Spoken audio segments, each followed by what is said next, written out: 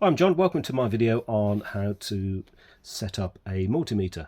Thank you to the subscribers to my channel who have asked for a detailed video on how to set up the multimeter. So this video is in relation to the earlier videos I've made that show you how to test switches and how to test wires and how to test motors on treadmills, that kind of thing. So we're going to concentrate on how to test voltage and how to test ohms. In other words, resistance, and your multimeter may look similar to this, but the principles will be the same. First of all, let's get our probes connected.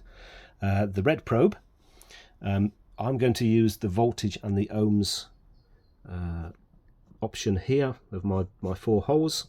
So let's put the red one in there. The black one always goes in the COM or the common. I'm sure your meter is going to be the same. The other two with the A, 10A and MA, they're for measuring amps or current, so we're not going to deal with that in this video at all. So let's say I wanted to test a wire or a switch to find out whether it was connected. In actual fact, the easiest way to do that is to use this setting here. It's called continuity, and it gives us a beep. In other words, when I touch my wires together, let's do that. Oh, let's turn the meter on, of course, and touch the wires together. And you can hear the meter beeping. Ignore what it says on the display, that's meaningless. The point is, if the wire is good, you get a beep, and if the wire is bad or not connected, let's break the circuit, it stops beeping. So that's a very convenient pass or fail test, if you like. If you want to get a little slightly more scientific about it, you measure ohms, and again you can do the same test. In this case we're not going to get a beep, but we will get a reading on the display. And let me touch my probes together again. We should get something close to 0, and in this case I'm getting 0.08 ohms. In other words, that's the resistance of my test probes. So the resistance of your wire, whatever it is you're testing, your wire, your switch, will be close to 0. It will be slightly different from this result, but it will be close to 0. And if you get that, then that means that the resistance is low, and that's good. If you wanted to test, let's say, the earth with respect to the windings, in other words, to find out if your motor is short-circuiting to earth, for that test you would select a very, very high resistance. The highest resistance on mine is 20 mega ohms. And again, you would do the test. So you put your probes onto your motor, so one end onto the windings of the motor, the other end onto the earth, and you would take a reading here. If you've got anything else other than 1, it means that a resistance is there. In other words, there's a possibility that current could flow in a fault condition, and therefore your motor is likely to be faulty.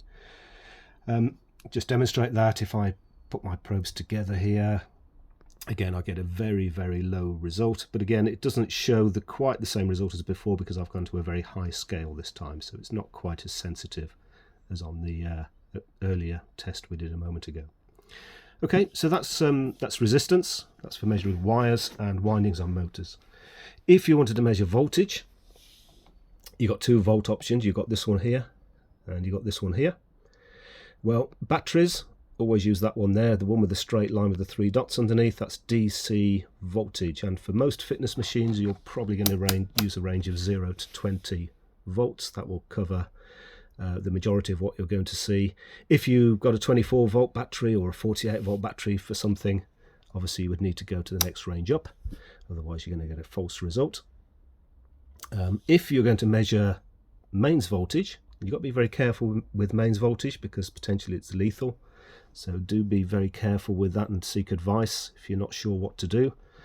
In the UK, the mains voltage in the UK is 230 volts. Now I don't have a range for 230 volts. I've got 0 to 200 there on my AC voltage. That's the one with the squiggly line. But 230 is higher than 200, so I'll have to go to my 0 to 600 range. And if I now did the test, which I'm not going to do, but if I did, you would see something approximating 230 volts on the display.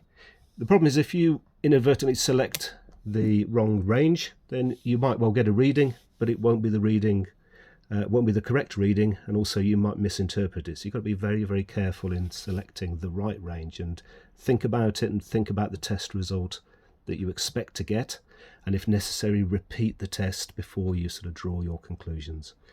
And that's it. That's really the basics of how to use a multimeter. If you've got any questions, please get in touch. Otherwise, best of luck.